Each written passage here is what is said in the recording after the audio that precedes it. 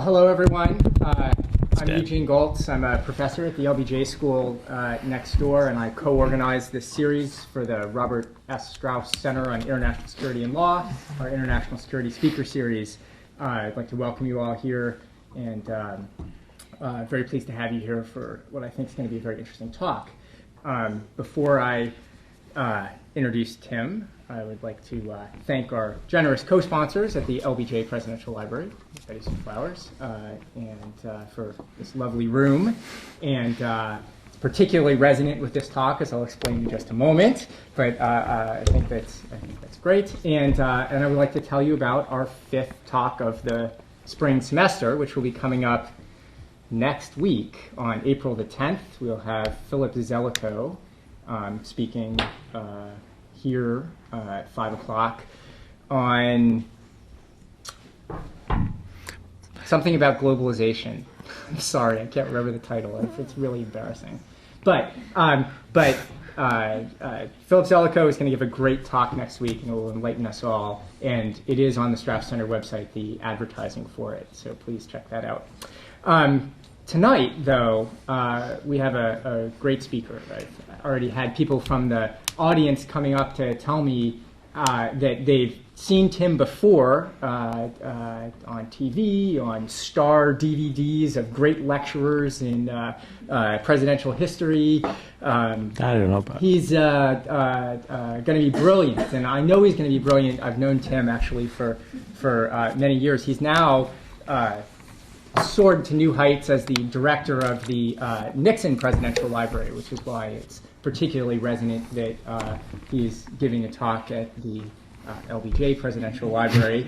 And I don't need any particular connection between LBJ and Nixon in that context. But Tim actually does also have a personal LBJ connection in that he is the general editor of the LBJ Tapes Project.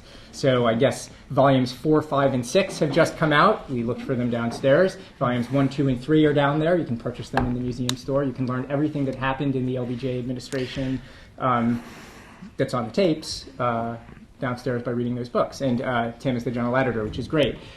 Tim is a wonderful scholar beyond that, too. He's written a number of books, including his new book about President George H.W. Bush, which is what he'll be speaking about today. But he's written on the Soviet Union, U.S.-Soviet relations, and intelligence issues, or intelligence and counterintelligence issues. Very learned. I've learned much from talking to Tim over the years, but I've also known him in many other contexts. He shot me with a paintball, and there are not many speakers who've done that. And you were slow, Eugene. I guess, yes. But I don't think there are going to be any paintballs in today's discussion. I think we hope not. But without further babbling, let's welcome Tim Naftali. First of all, Eugene, it's a pleasure to see you. And I'm not going to shoot any paintballs at you. Thank you. Unless your name is George W. Bush. And, of course, Betty Sue, I appreciate your participation, and I'm grateful to the Strauss Center. It's particularly delightful for someone who at the moment is the Nixon Library Director to be speaking about George Bush in the LBJ Library.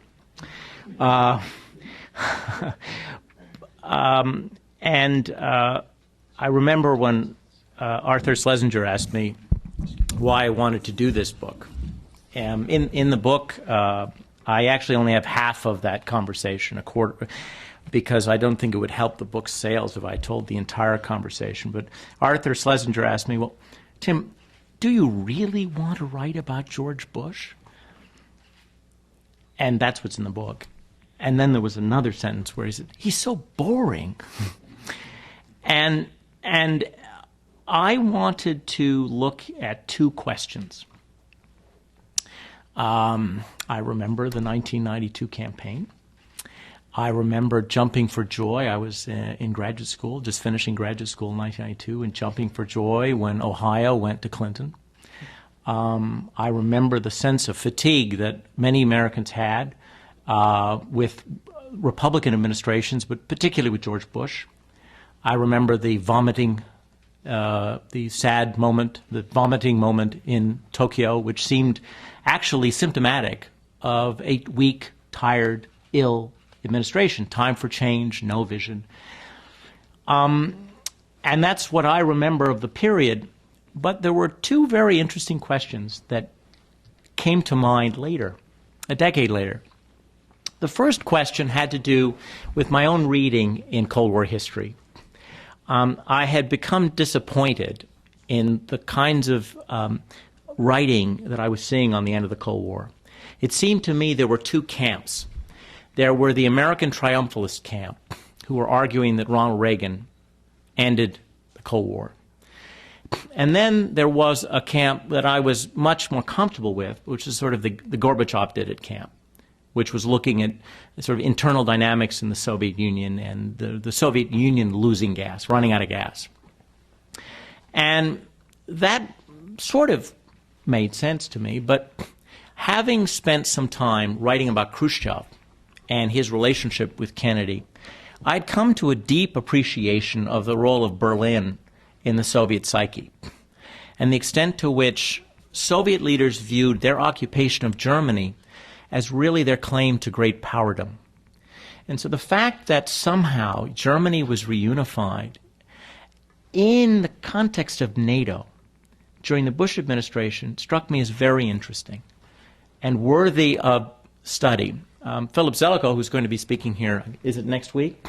And Condi Rice, whom you've all heard of too, wrote an interesting book about the reunification of Germany. It was a policy history, and it's very much worth reading.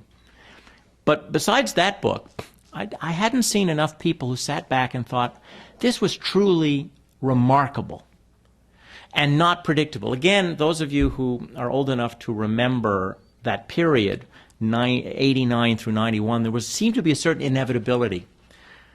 Countries becoming free, or at least throwing off the shackles of Soviet power, having elections, forming pro-Western governments, pro-American governments, the Soviets appearing to agree to things that they had never agreed to, on-site inspection, the destruction of weapons, unified Germany, the list goes on. And there seemed to be an inevitability to it. But as historians, we actually know that great things like that are not inevitable. And so there had to be a process at work, which I wanted to understand a little bit better. And it seemed to me one of the ways to get at this question was to wonder about the leadership of the cipher, of the man who's known as an asterisk, the footnote, the third term of Ronald Reagan, George Bush. And there was something else that had happened in the 10 years since the election of 1992. His son had become president. And having watched the run-up to the Iraq War, I wondered how the same or similar genetic pool could have produced two very different responses to the threat posed by Saddam Hussein. What was it about Daddy that made him so different from the son? And that's what led me to tackle this question. Now, again, he would prove to be a surprise. Today, you may have noticed, I saw it on CNN. Doesn't mean it's true, but I saw it on CNN. John McCain has narrowed his prospective vice presidential candidates to 20. It's not really narrowing. If anybody knows something about vice presidential choices, what you do when you're choosing a vice president is you make a lot of people happy by saying that you're thinking of them. You're not really thinking of them, but you want to make them happy. And they like it. They know they're not being thought of either, but it's good for their future careers to have been thought of. George Bush, Daddy Bush, was a master at being thought of as a vice president years before he actually became one. But it made me think about a story of how George Bush chose his vice president and how the choice of Dan Quayle is so revealing of all the negative attributes of George Bush. And if all you knew about George Bush was the manner in which he campaigned, and since I'm in the LBJ library and I'm in Texas, I want to talk about that.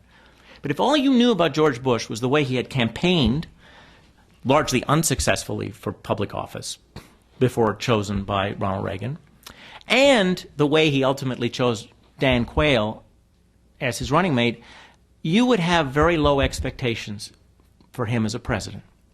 Now, how did he choose Dan Quayle? George Bush was and is, he's alive, of course, was very secretive in the way in which he made decisions. He listened to his advisors. He listened hard. He's very good, actually, at listening. And then he would go alone and make up his mind. Because the wimp slander was a chip on his shoulder throughout his life. You can go back in his diaries, and even after his moment of heroism in the Pacific War, he's writing letters to his parents saying how weak he was, how sad it was that his two crewmates did not survive, how he should have done more. And this is actually, if again, there's enough of his diaries that are in the public domain that you can see this as a constant theme in his life, his own inability to live up to his own ideal of manhood. So he likes to make decisions on his own, and he likes to surprise people to show that he's in control. His key advisors were surprised when he chose Dan Quayle.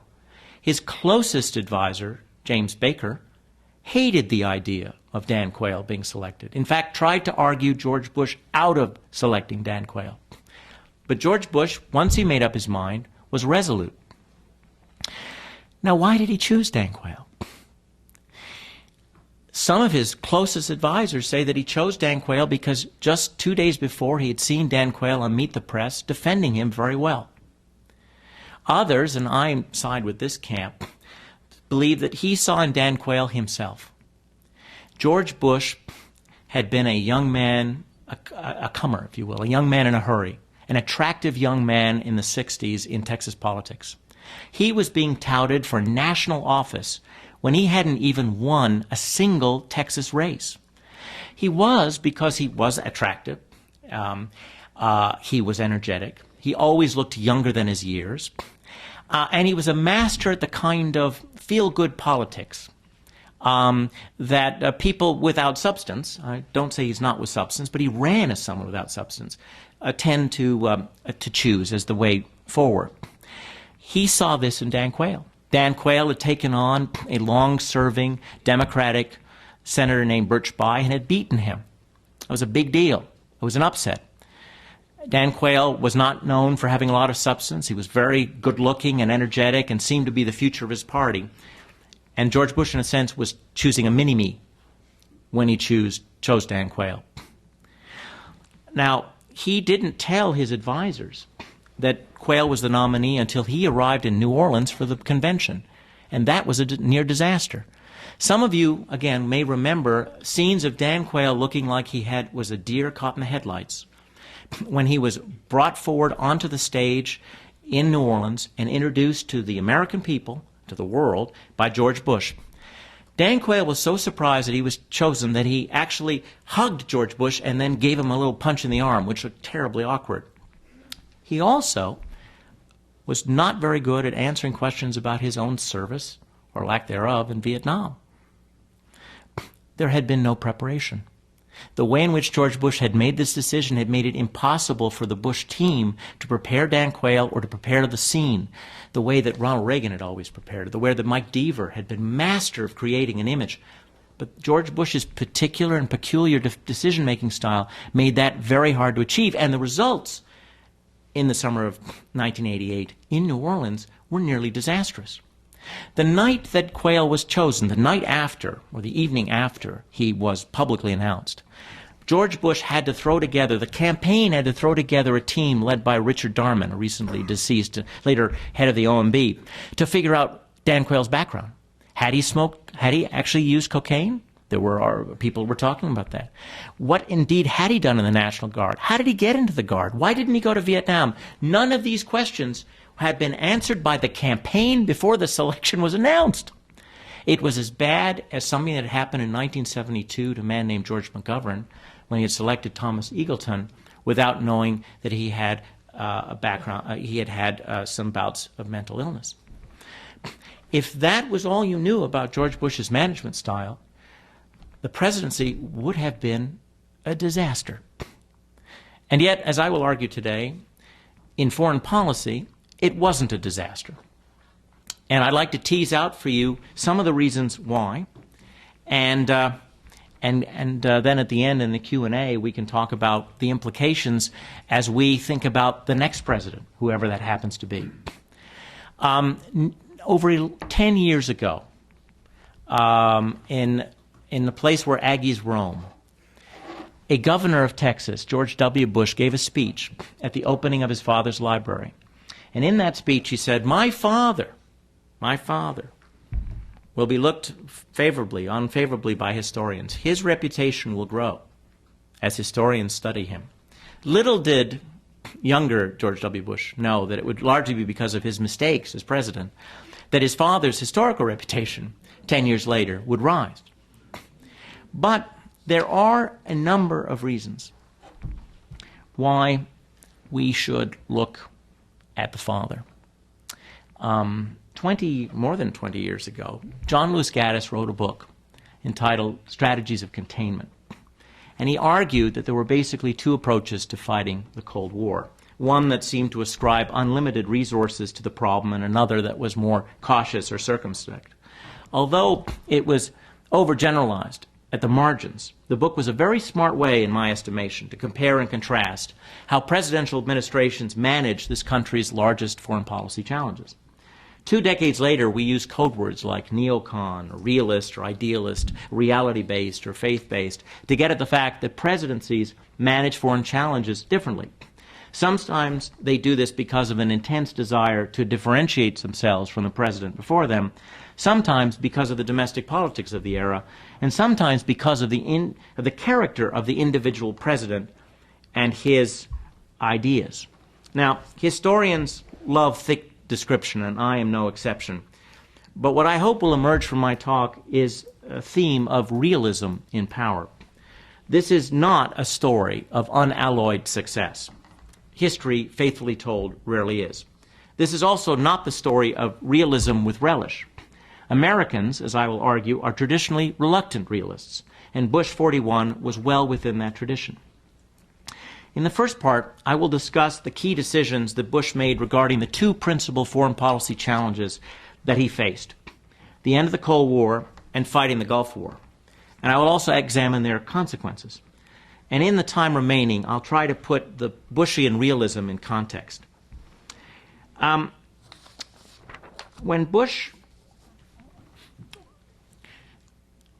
If you think about how empires disappear, it is rare for grand empires to go out of business peacefully. The fact that the Cold War ended relatively peacefully, with few lives lost and comparatively little global upheaval, is significant. Consider for a moment the collapse of the Belgian Empire, the horrors of the Congo, the collapse of the Portuguese Empire, the horrors of Angola, let alone that of the French Empire, Indochina, Algeria, and later Chad. Even the comparatively poised retreat of the British brought millions of deaths in the Indian subcontinent, in Nigeria, and some troubles in a place called Palestine. George Bush, I would argue, deserves as much credit as Mikhail Gorbachev for the peaceful collapse of the Soviet Empire and the resulting soft landing of the Cold War. But he doesn't get credit for it. And one of the reasons he doesn't get credit for it is the fact that for 9 months in 1989, George Bush seemed to stumble out of the gate as president. There is a now forgotten debate that took place between realists and Reaganites at the end of the Reagan administration. It's actually quite fascinating in retrospect. After 1986, Ronald Reagan and George Shultz worked together to pocket the gains from Gorbachev's progressivism. They worked closely with Gorbachev. It was clear that a personal relationship had developed between President Reagan and Gorbachev. And the whole tenor of the relationship began to shift from enemy to adversary, and it seemed possibly to friend. The most significant achievement of that last period of the Reagan era was the INF Treaty. Now, the INF Treaty, the Intermediate Range Nuclear Force Treaty, is relevant to this discussion for one very significant reason. Again, it's something that comes from having looked at Soviet history. Soviets never wanted on-site inspection. It's funny, I was working on this book about Khrushchev when we had this debate about Saddam Hussein, and people didn't seem to understand that dictators like to lie about WMD. Very few dictators will admit how weak they are. Remember how a dictator becomes a dictator. They're not elected. They're not used to having strong institutions outside themselves. Their strongest institution is their own credibility. And that usually is derived from play, if you will, from the soccer field bully approach to power. So these kinds of people have no interest in admitting that they're weaker than they are. Khrushchev understood this, as did Brezhnev. And the way that they got around the fact that they understood American power was greater was that they always lied about Soviet power. And they knew about it. We now have the minutes of the Politburo for the entire Khrushchev period, and we have a few from the Brezhnev period. And it's clear that they know how weak they are. It's just that we don't. But in order to maintain the ruse of Soviet power, they had to deny us the ability to really spy effectively, which is the reason why when Dwight Eisenhower in the 1950s offered something called the Open Skies proposal, which was to basically open our skies, let the Soviets fly. This was before the spy planes were developed. Fly over our country, see where our bases were, count our bombers. In those days, that's really what mattered most. This was before the missile was developed. And, of course, in return, the Soviets would open their skies. Well, the Soviet military in the 1950s wanted to accept this proposal. And as we now know, Khrushchev said, "Are you crazy? The minute they start flying over our territory, they'll know how weak we are, and then they'll launch an attack." When Gorbachev came to power, he was the first Soviet leader ever to accept on-site inspection, basically undermining the basic Soviet approach to power in the international system. Because from that moment on, the Soviets could no longer successfully lie about their nuclear force, which meant they were no longer viewing their relationship with us as a military contest. That took place under Reagan. Realists, and by realists I mean Brent Scowcroft, Henry Kissinger, Richard Nixon, and to a certain extent then George Bush, were doubtful that Ronald Reagan was right about Gorbachev. George Bush argued, as we now know from the Reagan diaries, against the INF Treaty, saying that it was a giveaway, that we needed more. We should keep some of our intermediate range missiles. Let them keep some in Siberia, and we'll keep some here.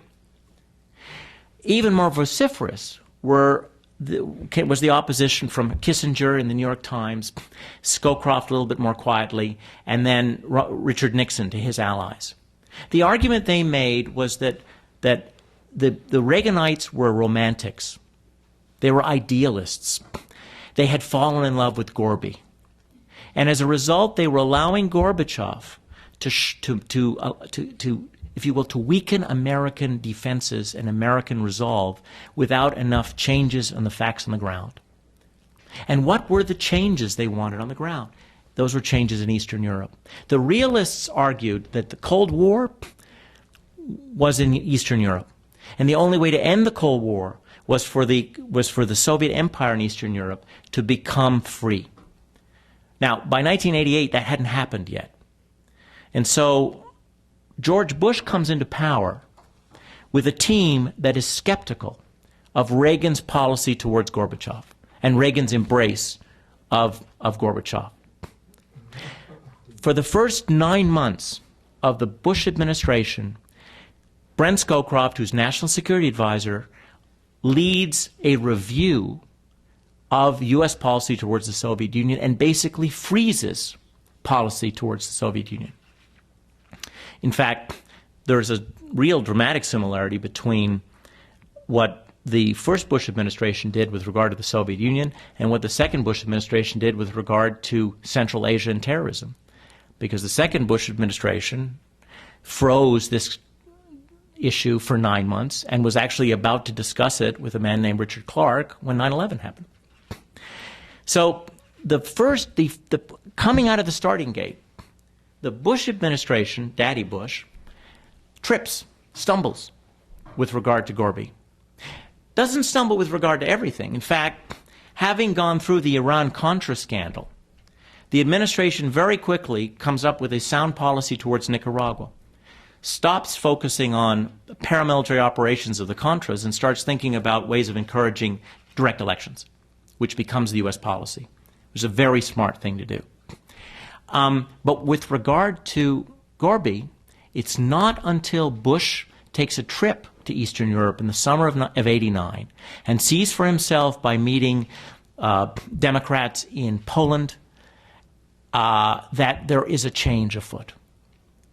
And so by the fall of 1989, just at the time that the change occurs in Hungary, and then the change, of course, the famous one occurs in Berlin, Bush realizes, oh my God, I'm behind the 8 ball. I have to move faster. And I argue in the book that between the end of 1989 and the end of the Gulf War in 1991, for 2 years, the Bush administration shows about the best you can see in American foreign policy making. Doesn't last very long, but it's 2 years of remarkable decision making. And let's talk about what it was. The first evidence of this decision making comes the night that the Berlin Wall falls. Again, some of you will remember that. It was astounding. It was an astounding moment. There were many people who looked to President Bush to give the day, a final eloquent note, much in the way that Ronald Reagan had made our grief a little less heavy after the Challenger disaster. But George Bush was incapable of that kind of eloquence. That's how it was always described. In fact, it was a calculated decision by George Bush not to even attempt eloquence that night. And what he said privately, and then would later say in a letter to Gorbachev, was, there is pressure on me to dance on the wall tonight. But it is not in the interest of the United States to rub your nose in what must be a difficult moment for your country. What Bush began to understand, and I'll explain to you why I think it's Bush and not one of his advisors pushing him, began to understand was something that our greatest presidents understood with time. It's something that John F. Kennedy understood after the Cuban Missile Crisis. It's something that Dwight Eisenhower understood. It's something that Lyndon Johnson understood, which is that Soviet leaders look to save face, and that reputation matters in international politics, and that being a good winner is a very important skill. After the Cuban Missile Crisis, we have this on tape, after all, John Kennedy told his advisors, do not celebrate our victory. We don't know what kind of reaction Khrushchev's opponents in the Politburo might have. Bush made the same call, and it was the right one. He wrote to Gorby. He wanted to meet Gorby. In the summer of 1989, he wanted to meet Gorby. They were both busy, and so they don't meet until the Nausea Summit in Malta of 1989, where they were supposed to go back and forth on these 2 boats, but the weather was apparently unusually bad. The Maltese, I guess who would know their own weather, said that it was the worst that it had been in centuries. I kept thinking of a falcon. But anyway, they both got sick. But in their few meetings, Bush promised Gorby that the United States would begin to rethink its economic relationship to the Soviet Union, which after all was what Gorby really was after. If Gorby adopted a nonviolent approach to self-determination in the former Soviet Union, Bush was thinking about the Baltic states. In particular, he was thinking about Lithuania. The United States had never recognized the incorporation of the Baltic states into the Soviet Union. But the Baltic states were a much harder case for Gorby than even East Germany was. And it was clear, though, that the democratic movement that we were seeing in Eastern Europe was spreading to the Baltic states. So at Malta, Bush tried to explain that there was going to be a relationship, there was going to be a linkage between Soviet behavior in the Baltic states and our government's willingness to make the Soviets part of our international trading order. Bush also began to talk to Gorby about German reunification. Bush was ahead of all of his advisors, and they all testify to this, in thinking that a reunified Germany could actually be brought into NATO with Soviet approval. Scowcroft didn't think it was possible. Dick Cheney, who was defense secretary, didn't think it was possible. James Baker wasn't sure it was possible. Bush felt it should be the objective of the United States.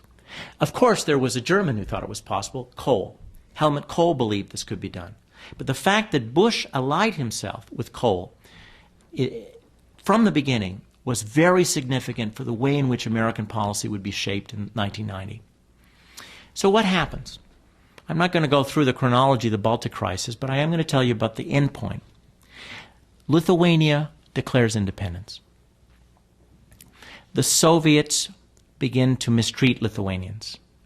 They begin to track down Lithuanians who are not showing up, who are deserting the Soviet army. There is enormous political pressure on Bush to decry what's going on and to make Gorbachev pay a price for what seems to be a different policy from what he had followed in Hungary and Czechoslovakia and East Germany. Bush doesn't do it.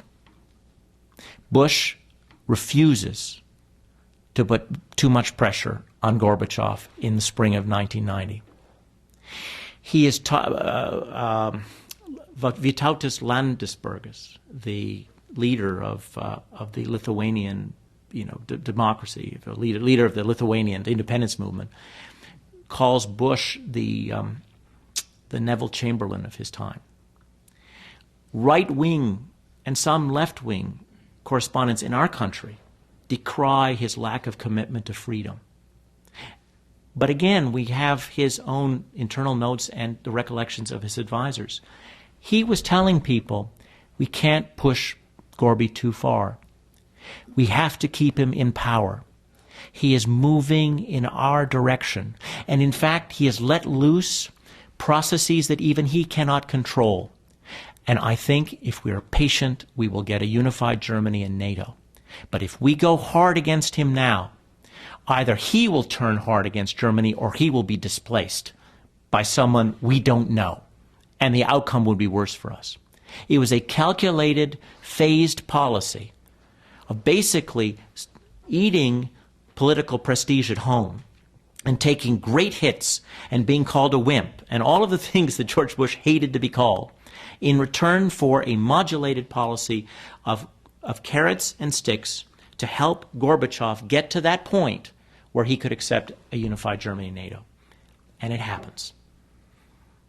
In May of 1990, Bush turns to Gorby, or actually early June, Bush turns to Gorby and says, would you accept self-determination for Germans? And Gorby says, of course, I accept self-determination for all the peoples of Europe. And if by self-determination the Germans choose to join NATO, would you accept that? And he says yes. And then that is ratified when Gorby announces his acceptance of this in July, at a time when, for the first time, representatives of the Warsaw Pact are invited to NATO meetings. And it is the end, the absolute end of the Cold War in Europe. It didn't have to happen this way. The American president was the midwife to this agreement. And it was possible, obviously Gorbachev is the one who did it in the end, but the circumstances had to be created such that this could happen successfully. And if you look at what his advisors are suggesting, they don't agree. I make the point in the book I remind people of how people debated in the year 2000 when they looked at the record of young George W. Bush. And there were a number of people who said, well, he doesn't know much about foreign policy, but it doesn't matter. Because look at his team. We've seen these people before. We know these people. They ran the government, the Foreign Policy Administration in their dad's time, and it was reasonably successful. But the truth is that it matters who the president is. We can, in this room, in this area, we can study this easily, because both Johnson and Kennedy had similar advisors, but many of the policy outcomes were different. The president, the character of the president, the preferences of the president mattered.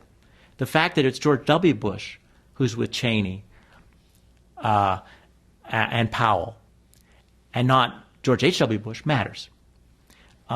What happened in the Daddy Bush administration was that you had a spectrum of opinion. On one end was Cheney. Cheney was a Gorbachev skeptic. He believed that Gorbachev would naturally fall and that it was in our interest to push him out. He believed that we had to work as fast and as hard as possible to break up the old Soviet Union. He assumed there'd be pushback, and so it was important to pocket the games immediately. And on the other end, you had James Baker, who was a lawyer, who thought about international politics as lawyers do. He thought of working the deal, the art of the deal, finding negotiating a strategy, as a negotiation as the strategy.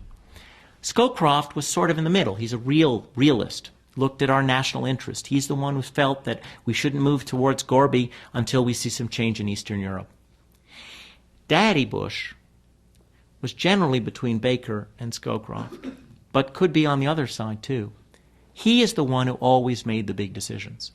I can show you time and again, it's Bush who decides the outcome. And once the outcome is decided because of the amount of loyalty in that administration, it was followed. So here we have the success of Gorby. And what about the Gulf War? The Gulf War, the management of the Gulf War, shows the same kind of prudence. Prudence, of course, became a byword for his lack of vision. But in fact, I argue prudence is a way of understanding the limits of American power.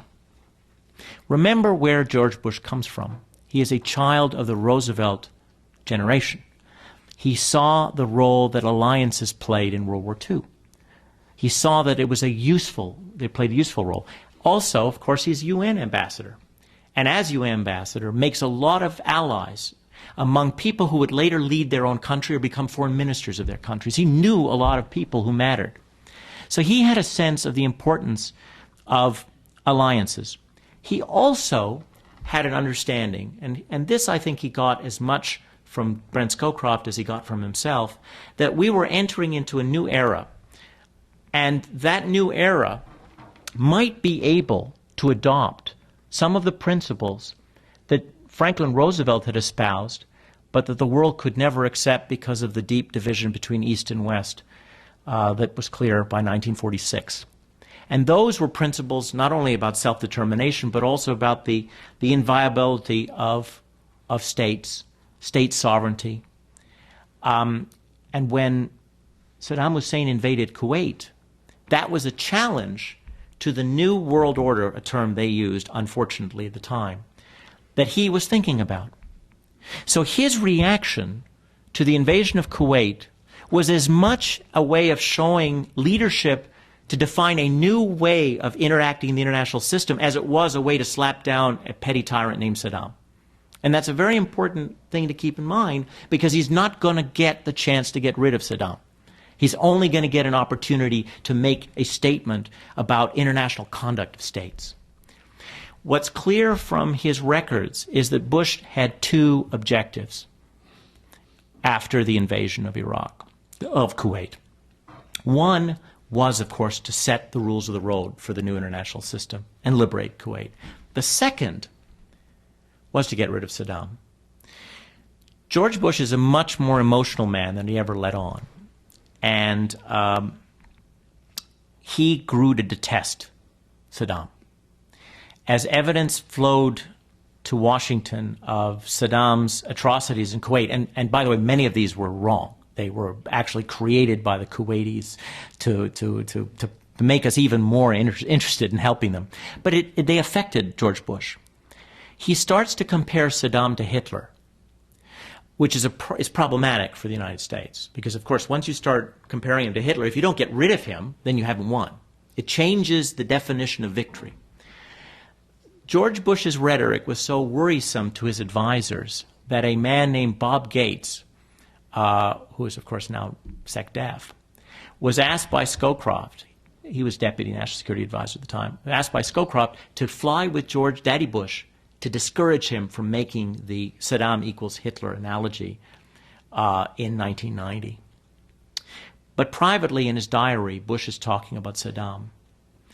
And he begins to wonder whether the United States can hold together long enough to go to war with Saddam. And this is a part of the story that I haven't seen discussed elsewhere. But those of you who may have studied Franklin Roosevelt might know that even though there are conspiracy theories about Pearl Harbor that he knew in advance, well, he didn't know in advance. But that's not to say he didn't try to get us into war. But the war that Franklin Roosevelt wanted to get us into was a war with Germany, not Japan. Germany was always the main threat. And the way he tried to get us into war with Germany was by redefining the outer limit of the Coast Guard's patrols, to push them further and further into the Middle Atlantic so that they would get shot at by the Germans. George Bush tries to do the same thing in the fall of 1990. He is convinced that a large-scale air war would probably be enough to get rid of Saddam. He wants to kill him. I mean, he basically wants to blow him up. But how do you start an air war? Saddam held Americans hostage. He held diplomats. What he did was he basically surrounded the American embassy in Kuwait City. We refused to close our embassy in Kuwait City and surrounded the embassy. Bush decided, and he went to the Pentagon and asked for plans to launch a rescue attempt of the American diplomats, knowing it would fail. Because then he could call in the Air Force and destroy Baghdad. He went to Margaret Thatcher with this idea. He went to Colin Powell with this idea. He went to James Baker with this idea. James Baker and Colin Powell got so nervous about this idea that they allied themselves together. Neither man wanted war. Powell and Baker did not want war of any kind in Kuwait to try to stop the president.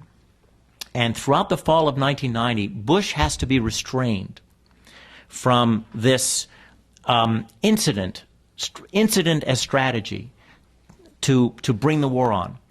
Why? Was he losing his nerve? I wouldn't say that. It was Vietnam. Vietnam had traumatized Bush, as it did so many of his generation. He was afraid that the anti-war politics that had so poisoned the 1970s would reappear, and that before a ground war could be launched against Saddam, the American people would be divided. And so when it became clear that he couldn't have the incident, when he was talked out of it, he decided that the best thing would be to get congressional support for the war. It was his idea. Dick Cheney said it was wrong. Don't do it. You won't get it. It'll be a failure and we won't be able to go to war. Brent Scowcroft thought it was a bad idea to go to Congress. You didn't know, would Congress support it? You had a Democratic Congress. James Baker agreed with him. Bush said, we have to have it. If we are going to go into a ground war, given the horrors that our country experienced in Vietnam, the political, domestic, cultural, social horrors, we got to have a unified country. And so it was Bush's call to go and get that congressional support, which was not easy and involved a political risk. There's one other call that I want to mention before I get to the end of the war, which we all know something about. Another story that people never talk about, which I think reflects his coolness under tough conditions. A few weeks after the very first UN resolution, We're in August of 1990. The invasion happened at the very beginning of August. The resolution had no teeth. The UN was trying to prevent Iraq from trading and from acquiring weapons, but there are no teeth at all in this. U.S. intelligence notes 5 Iraqi tankers headed for Yemen with oil, obviously. There's a debate in the Bush administration. They violated the quarantine. U.S. Navy is there. We can easily bring them down. We can sink them all. Margaret Thatcher says, sink them. You must send a message to Saddam. He can't do this. James Baker, who is in Moscow at that time, says, no. Don't. If you do that without Soviet participation, you'll never get them to support a resolution at the United Nations in support of force against Saddam. If you truly want an alliance that includes the Soviets, thus bringing them from enemy to adversary to ally, you're going to have to hold your fire and swallow this one. There was a pitched discussion. Initially, Bush favored using force. And then he thought twice about it and realized that it would be incompatible with his general objectives in this war to lose the Soviets at the get-go, from the get-go. And so those tankers were allowed to go to Yemen. And Bush got a new UN resolution with teeth that allowed for the use of force against violations of the embargo.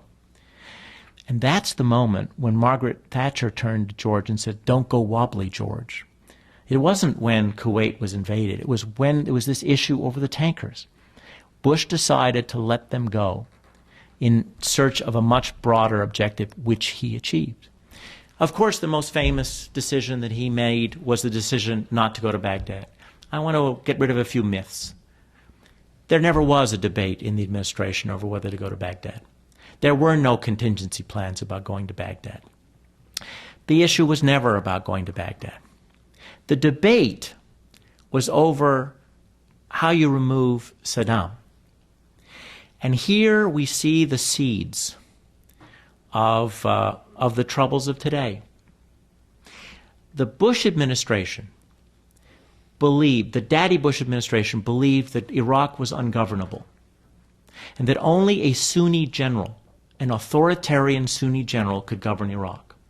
They were looking for a gray authoritarian to replace Saddam. Their thinking was that if Saddam sustained enough of a military defeat, if enough of his Republican guards were mauled, that would create this loss of face, which in the virile Middle East would lead to his fall and replacement by a gray Sunni general. Nobody was talking about democracy in Iraq. Nobody was talking about autonomy for the Kurds or more help for the Shia. They were looking for a Sunni to be as difficult to the Kurds and the Shia as Saddam, because what was our principal objective in that region? Containing Iran. And the fear was, if you took control from Baghdad and let the place fall apart, who would benefit? Iran. And in the discussion that occurred when the uprising started in the south and in Kurdistan, the discussion was, do we get involved in what would be a second Lebanon? These people had all been through the Lebanon disaster with Ronald Reagan, when we had sent a multinational force into Lebanon to try to keep the country together. And what was the outcome of that?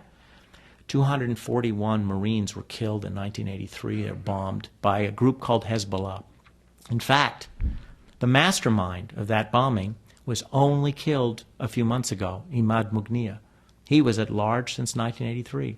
The experience of Lebanon, which was a searing experience for the Reagan administration, prefigured the outcome of this discussion about whether to help the Shia or the Kurds. There was no way they were going to do it. Nobody talked about invading Baghdad. Nobody thought about occupying Iraq. That would have been totally inconsistent with the other major objective of this war, which was to establish new rules of the road in the international system. So Bush comes out of that war half satisfied. Privately, he's not elated. He writes in his diary, "I should be elated." Publicly, of course, it's described as a great victory. But for Bush, the fact that Saddam remained in power was a cross he had to bear. He wasn't seeking to make Iraq democratic. He was trying to get rid of a man he considered to be a threat to the entire region. So Bush's decisions on these major issues are all not only understandable, but I think in the light of experience, quite praiseworthy. I wanted to end with a little discussion of Lincoln, who, of course, has nothing to do with Bush. But it's worthwhile, now that we are thinking about what we expect from our presidents, that we ponder how our greatest president, I would argue, managed these kinds of issues. He was the greatest realist as president. In 1863, Treasury Secretary Salmon P. Chase wrote Lincoln to press him to extend the Emancipation Proclamation to certain parts of Virginia and Louisiana that had originally been exempted. Lincoln said no, and in so doing explained a theory of government that balanced power and principle. Quote, "The original proclamation has no constitutional or legal justification except as a military measure," he wrote to Chase in September of that year. "The exemptions were made because the military necessity did not apply to the exempted localities, nor does necessity apply to them now any more than it did then. If I take the step, must I not do so without the argument of military necessity, and so without any argument, except the one that I think the measure politically expedient and morally right? Would I not thus give up all footing upon constitution or law? Would I not thus be in the boundless field of absolutism?" Think of that, boundless field of absolutism. "Could this pass unnoticed or unresisted?" Bush was no Lincoln. But like our greatest foreign policy presidents, Bush understood that limits do exist. He understood that legitimacy and coalitions could be force multipliers. That America, like presidents, cannot go it alone. This is not dewy-eyed idealism.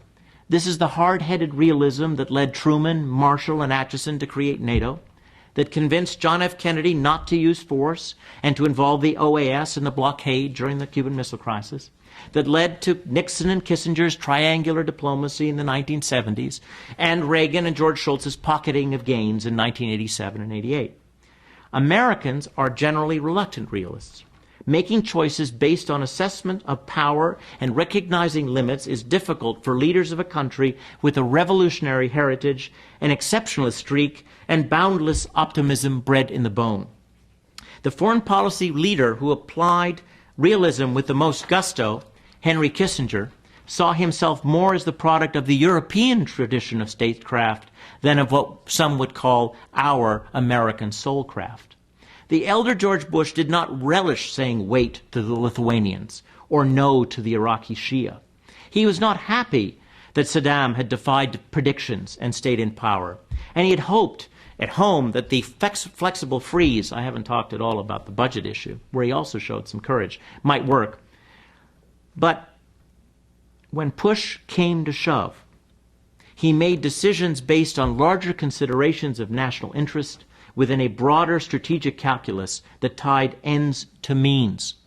Most great American realists are reluctant, and that doesn't make them any less great when they also happen to be our president. So that's what I wanted to talk to you about.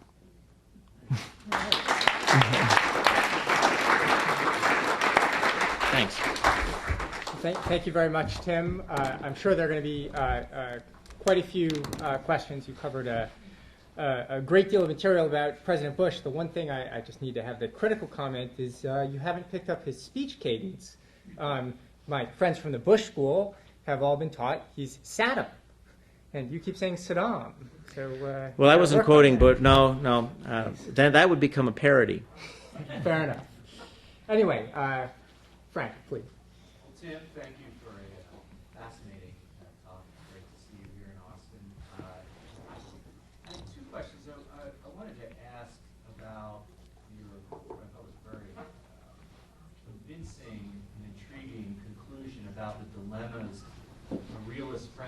faces in democracy. It's something I struggle with all the time when I'm trying to teach these issues. Here we have you very convincingly laying out someone who pursued a very realistic foreign policy, and one I'm fairly sympathetic with, at least its broad outlines. Yet it just falls flat with the American people, where it's not convincing during an election cycle. And I wonder what your reflections are about this. I mean, this is, again, I remember from our days in the Miller Center, the sort of difference between the Ted Sorensen Kennedy and the realist Kennedy, right? The Ted Sorensen Kennedy with this wonderful prose that people love that had absolutely nothing to do with how he governed. And so how do you think about that in a sort of democracy? So there would seem to be a temptation to do the Kennedy thing, to say one thing and do another, but that's kind of problematic. So that would be the one question, what your thoughts are about that. And related to that is, why, after having such an arguably masterful foreign policy, did he run such a disastrous campaign? Okay. It is one of the worst run campaigns ever. Some people have argued that involved in that he really didn't want to be reelected. And I want to hear your that he didn't want it enough. But what happened in the summer of 1992? Oh wow. Well, the first thing is, and I forgot to mention this. As you know, the views, it should be clear from what I've said, my views are not the views of the United States government and not the National Archives, and I'm a presidential library director, but I have how should I put this? I think part of the problem lies in the concept of the presidency. Let me unpack this for you. The president is an 18th century creation that I think doesn't make sense in the 21st century. If you think about other countries, I believe, and I have to be careful, but I think we're the only democracy in the world where our leader is commander-in-chief of the armed forces, head of government, and head of state. Those are three different skill sets. Bush was a very good head of government, terrible head of state, and I think successful commander-in-chief. Ronald Reagan was a brilliant head of state. Not such a good head of government if you really look at what the government achieved, and he didn't have to be commander-in-chief. In fact, the few efforts were laughable. I mean, Grenada. Americans seem to vote for heads of state more than they do for heads of government. We don't have a prime ministerial system. If I can be discursive for a moment, I find it funny and yet and interesting that so many people watch Question Time on C-SPAN. Why? I would love it. I have to say, full disclosure now, I was born in Canada. I mean, I know parliamentary systems. I grew up in one. They require different kinds of leaders. They require leaders who are a little bit more wonkish. These people don't have to be as popular. They're also constructing parties, and they win their party, and then their party wins the election. Not so much that they win the election, although personality does matter, but they can be far wonkier and succeed. They're also tested in a way that maybe only Barack and Hillary are tested because they've had 58 debates, but they're tested all the time. So I don't think that being a good head of government means very much. And Frank and I have had this discussion. It's not a debate. We both agree with this. Presidents really don't influence the economy all that much. There are some big decisions, and he's the country's best, certainly, on those, monetary policy and stuff like that. So ask Frank. But frankly, most of what happens is outside a president's ken. And when they say, "Are you better off now than you were 4 years ago?" That's just baloney. I mean, they might be lucky that you are, but it's not because of anything they did. So I don't think there is much linkage between a person's ability to run the government and whether they're electable or not. So I think that's how you explain it. Now the campaign of '92. Oh my goodness!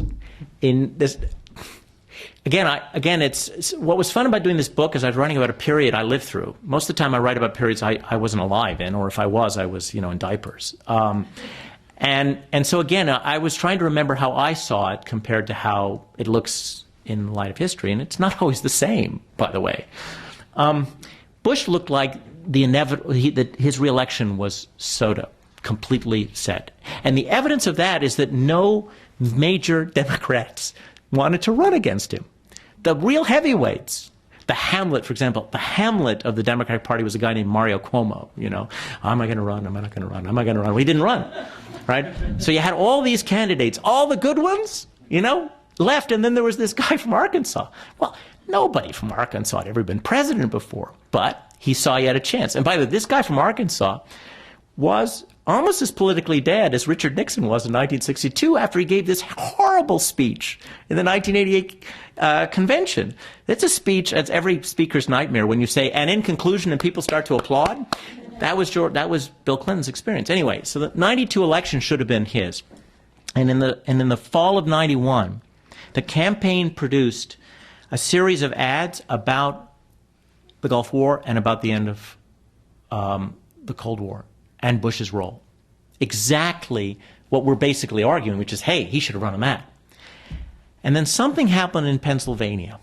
A guy named Dick Thornburgh ran in Pennsylvania, and it was a special election for the Senate. And he ran on Bush's foreign policy, and he lost. He was the Attorney General of the United States. He lost. And Bush's advisors got scared. We can't run on foreign policy. At the same time, we went through what turned out to be shallow and short, but it was a recession. And unemployment rose quite quickly in 91. So people were beginning to think about the economy. Foreign policy wasn't selling as much. And there was one last element, before I talk about Bush himself, that was important. A guy named Lee Atwater. Lee Atwater was the Karl Rove, though less schooled than Karl Rove of the Daddy Bush era. He died of a brain tumor. He was the mastermind of Bush's comeback in the primaries. I didn't even go into that, but the reason he says, read my lips, no new taxes, was that he was going to lose New Hampshire. People think of it as something he said at the convention. He did. That's when Peggy Noonan writes a speech and he says it. But he had actually made that pledge in New Hampshire to beat Bob Dole, because Bob Dole was coming on strong. And actually, I interviewed Bob Dole for the library, and he says to this day that 88 was his year, not 96. He never thought he would win in 96, but 88 was his year. And Bush realized the only way to beat Bob Dole was to basically ally himself with supply-siders and to embrace Reagan's tax policy. So anyway, the point is that the team that existed for 88 that had helped him come back was gone. Sununu had played an important role in the 88 campaign. Sununu had gotten into trouble and was fired as chief of staff. He's out of the picture. Lee Atwater is dead. And so the campaign is run by three people. Oh, and the last element, James Baker. James Baker had been Bush's campaign manager from 1970 on. In 1992, he was Secretary of State. And he was working on the Madrid Conference, which turned out to be a very useful conference, shaped Middle Eastern politics, led to some major peace treaties. He didn't want to stop working on foreign policy. He was not interested in returning to domestic affairs. George Bush had to convince him, and he only came reluctantly and never became formally campaign manager. What he became was White House Chief of Staff again in September of 92. So the team that had worked with Bush is gone. The economy begins to matter. Bush's advisors on the economic side are all telling him it's going to be shallow and short. They were right, by the way. The problem was the public didn't understand. They were still suffering, but at the time they went to the polls. And now the personality side of it. George Bush is not well in 1991-92. His energy level begins to drop. He has this thyroid problem, which hits him starting in the spring of 91, and they can't figure out the medication. You know, one of the things we don't do very well as presidential historians is figure out the role of not only psychology but also physiology. I'm convinced, for example, that the way to understand Dick Cheney and the way he's changed is that the man has arteriosclerosis. My dad, unfortunately, died of that, and I saw a change in his character over time. I mean, it affects your mind. I mean, it unfortunately does. I mean, we don't like to do this. We're always assuming that individuals are the same until they get very sick at the end and die, but they change. And Bush is not the same man. First of all, he's beginning to feel old. He doesn't have the energy. Bush always had more energy than anybody else. When he was running, in his 50s, in his early 60s, he begins to feel his age when he gets to be 67 because of the thyroid problem. That's the first. And the second is Ross Perot. Ross Perot hits Bush in the solar plexus. Perot is somebody he's known for years. He's a Texan. He's known this guy for years. And Bush is pissed at him. And I know this because I looked at, and they're open, I looked at what Bush tells Richard Nixon in the 92 campaign. And Richard Nixon is amazed at how obsessed Bush is with Ross Perot. How he can't believe, he thinks Perot is going to explode and go away. Like, he hates Perot. And the Perot factor shouldn't be underestimated. That Bush, rather than looking at Clinton and focusing on Clinton, he's focused on Perot. Because Perot is this traitor. And there's a little backstory that's phenomenal about Perot. Reagan asks, Perot is consistently interested in the POW issue, MIA issue, and he's convinced that they're alive in Vietnam. I don't know if he is anymore, but he certainly was then. The Reagan administration thought it drove him crazy, just crazy trying to deal with Perot. And so they pawned it off on George Bush, Vice President Bush. And so Vice President Bush used to have to meet with Perot. And it's Vice President Bush who told Perot that he could not become, I think he wanted to be special advisor to the National Security Council on POWs. And Perot never forgave him and held Bush responsible for this when in fact it was a decision made by, it was a decision made by President Reagan. So those are the factors. Sorry, long answer, but great question. Thanks, Frank. Go ahead, Jack. Dr. Naftali, thank you so much. You're showing an awesome command of the detail here, and I would also compliment you on your comments from JFK, A Presidency Revealed, which I saw in May 2003, which discussed the health problems of John Kennedy in the context of the kinds of things that you're talking about with respect to the medical issues as well. I agree with your main thrust as far as the successful foreign policy and especially diplomacy of the Bush 41 administration. Within that, I disagree with the sense of inevitability about 1989 and the democratic revolutions in Eastern Europe because of the counterexample of China and Tiananmen Square, for example. No, I do disagree that we felt it was inevitable, or I didn't argue that it was inevitable. I said we all felt it was at the time, but in retrospect, it wasn't. I don't think that we did feel it was inevitable after the June massacre in Tiananmen Square. And I know that the Funkin' annual after that had the photograph of the Chinese fellow in front of the tank, rather than the people standing on the Berlin Wall. So that would be the counterexample. What I wanted to ask you about is the soft touch, though, toward the USSR, and put forward the hypothesis that even though it wound up being successful with respect to the reluctant realism that Bush pursued with respect to Iraq, that perhaps it didn't turn out so well with respect to the emerging conflict involving the breakup of Yugoslavia. Yep. And if I can just develop Go ahead. for just Sure. No, I agree with you. half a minute here. The emerging conflict there was pretty much left alone or left to the Europeans by the Bush people, And there was some logic in that, although it was way too early to expect the Europeans to get any kind of military response together, which was obviously what was needed against Milosevic.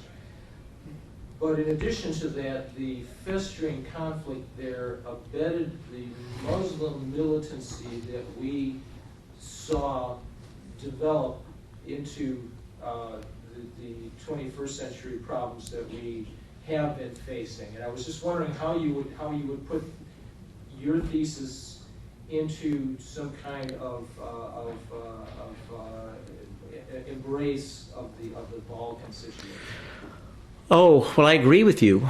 I mean, the administration mishandled the Baltic issue, and when the Balkan issue. And was Yugoslavia the last proxy war in the Cold War, even though it post? Well, no, that would be the first. No, because then we're still fighting the Russians that way in Kosovo. So I don't think it's the last of anything. I think it's actually the first. Larry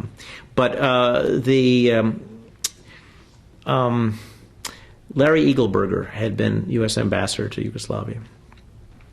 Brent Scowcroft knows Serbo-Croatian. They both agree that, in retrospect, that they made a mistake, that they mishandled this, that they turned their head and let the Europeans deal with it. And of course, what the Germans did is they recognized Croatia, and they recognized Slovenia, and that set in motion this. And Bush's only real initiative was a speech that's remembered for a different reason. It's something called the Chicken Kiev speech, which he gives in the Ukraine. The speech was not designed to tell the Ukrainians to stay Soviet. The speech was actually designed to tell Yugoslavia that that independence doesn't always mean democracy and freedom. Now, of course, it was mishandled, wasn't well given very well, and Bush, of course, is never noted for his speeches, except this one made him look bad. But there was a debate in the administration over what to do about Sarajevo. And they decided to do nothing because of the fear of casualties.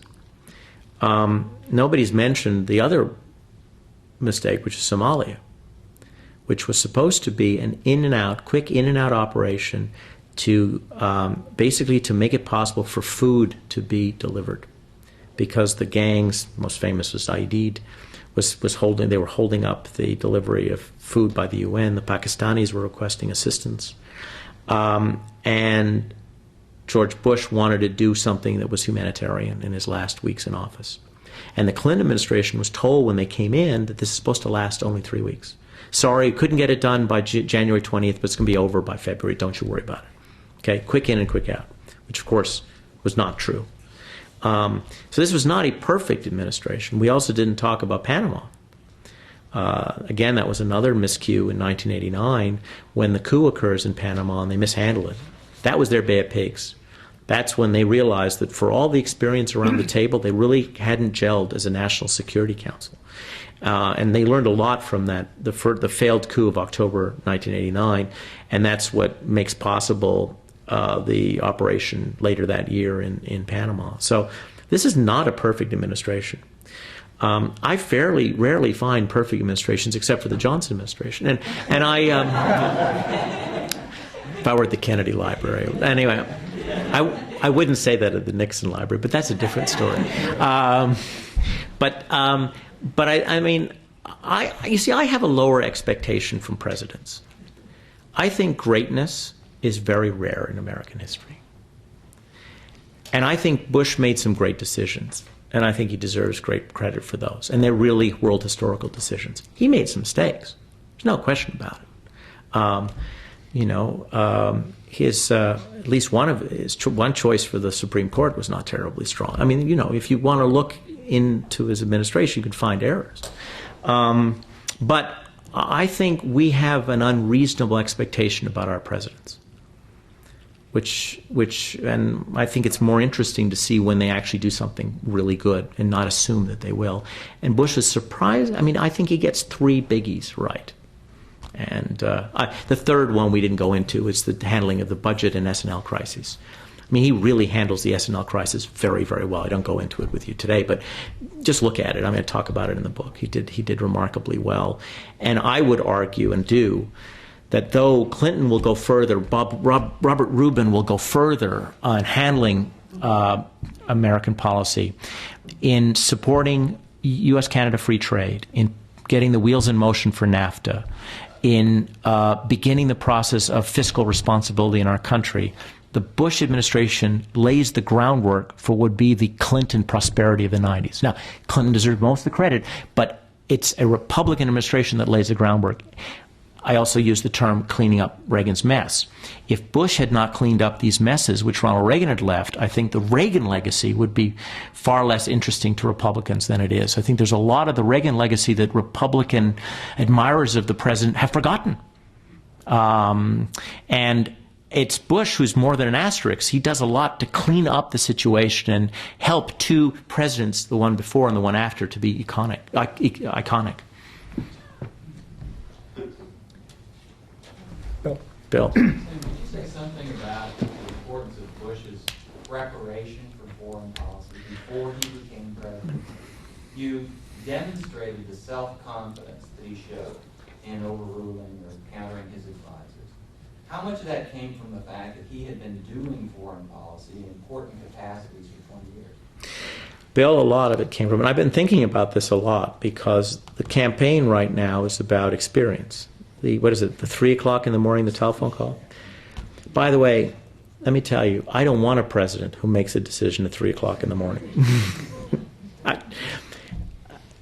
Only in the Cold War, when the balloon's down and the missiles are coming your way, did presidents have to make split-second decisions? That era is over. So no president is going to make a decision at 3 o'clock in the morning alone that's going to matter, frankly. So that was completely bogus. But there's the question of what is the experience that matters? And I thought a lot about this. And let me just share a few points with you. No one, with a few exceptions, and I'd like to go into those in a minute, has had the experience to be president. Being senator is not the same. Bob Dole tells the story that if you say, Mr. President, in the Senate cloakroom, 99 heads turn.